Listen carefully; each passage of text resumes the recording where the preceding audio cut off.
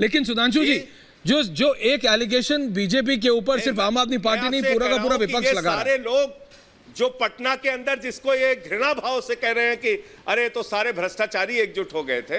अरे भैया, ये सारे आपके साथ रह चुके हैं। मैं सिर्फ इतना कह रहा हूं आपके साथ, और ये मैं कह रहा हूं at a larger perspective. Sudhanshu ji, Sanjay ji, आप दोनों माननीय सांसद हैं, ये बात समझिए, जनता भी ये बात समझती है कि राजनीति में साम दाम दंड भेद सब चलता है। आपको जीतना है और जीतने के लिए आप कुछ भी करते हैं। बीजेपी में भी कई सांसद हैं, विधायक हैं जिनके ऊपर केसेस हैं, विपक्ष में तो है ही।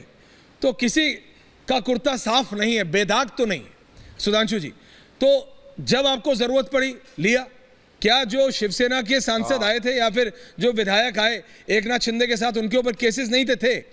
हैं, but I don't think that is a criteria. क्या वो क्राइटेरिया है भी, या क्राइटेरिया सिर्फ ये है कि अपनी सरकार बनाई? क्योंकि संजय सिंह ने तो यह भी कहा था कि आप मनीष सिसोदिया को बीजेपी में लाना चाहते हैं। सरकार यदि न बनी होती, देखिए सरकार न बनी होती तो आप कहते सरकार बनाने की। इसीलिए मैं कहना चाहता हूं, ये दोनों राज्यों में समस्या जानते हैं कहां से आ रही है। फ्रैक्चर्ड मैंडेट हो और तब विवशता में गठबंधन करना पड़े तो समझ में आता है। स्पष्ट जनादेश जनता दे और उसके बाद आप पलटी मारें तो ये जनता के साथ धोखा होता है। महाराष्ट्र करप्शन क्राइटेरिया है सर। गठबंधन को महाराष्ट्र की जनता ने स्पष्ट जनादेश दिया था। बिहार में जदयू भाजपा गठबंधन को स्पष्ट जनादेश दिया था। वहां जदयू ने, वहां शिवसेना ने पलटने का प्रयास किया। उनके कार्यकर्ता, उनके नेता और उनके जनाधार वो उनसे चला गया। हाँ। अब मैं ये कहना चाहता हूं, संजय सिंह जी ने कहा कि हमारे लोग सुन रहे होंगे तो पता नहीं क्या कह रहे होंगे। मैं पुनः कह रहा हूं ऐश्वर्य जी, कहे सुने से ज्यादा महत्व लिखे पढ़े का होता है।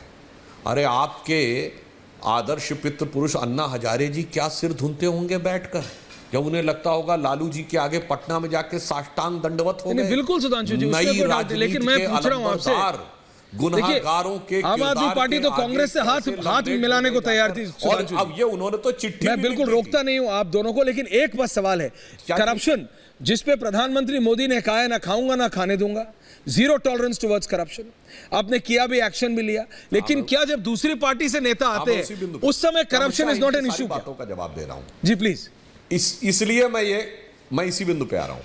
इसीलिए शराब घोटाले पे अन्ना हजारे जी अरविंद केजरीवाल जी के लिए सार्वजनिक रूप से चिट्ठी लिख चुके हैं कि उन्हें बहुत दुख हुआ कि राजनीति जिस आधार पर शुरू हुई थी, आज भ्रष्टाचार और घोटालों में यह पार्टी फंस गई और यह भारत के इतिहास की उस अद्भुत पार्टियों में से एक हो गई है जहां भ्रष्टाचार के आरोप पे इनके 2 मंत्री और जिसमें उप मुख्यमंत्री भी शामिल हैं, वो जेल में हैं और जेल से रह के वो लोग मंत्री भी रहे लंबे समय तक।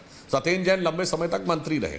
हाँ, संजय सिंह जी जो ये याद दिलाने का प्रयास करते हैं कि हमारा इन दलों के साथ हमने गठबंधन किया था, बिल्कुल बता रहे हैं। 2 बातें बहुत स्पष्ट कर दे रहा था, हमने कभी भी अपना मुख्यमंत्री बनाने के लिए नहीं किया।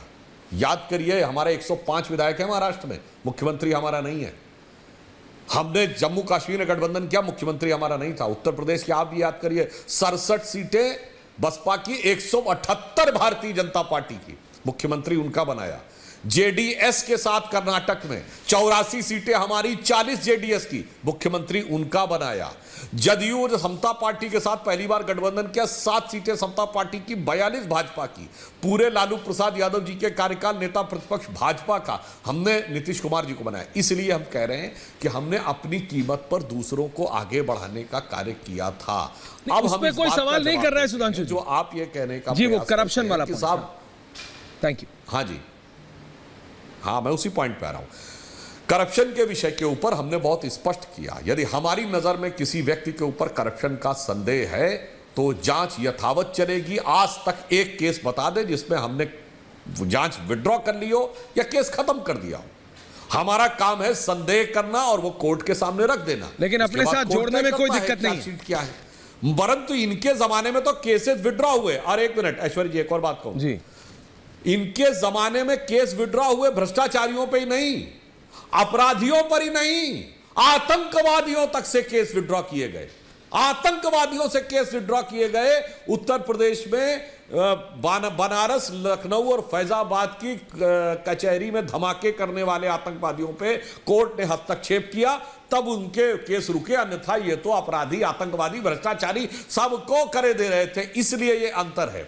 हमारी नजर में यदि कोई भ्रष्टाचार में संलिप्त है तो अगर आप याद करिए, हमारा भी कोई व्यक्ति आता है, हम तो कह रहे मध्य प्रदेश में हमारा एक कार्यकर्ता था जो राष्ट्र विरोधी गतिविधियों में लिप्त पाया गया, धड़ाक से पुलिस ने उसके ऊपर कार्रवाई की।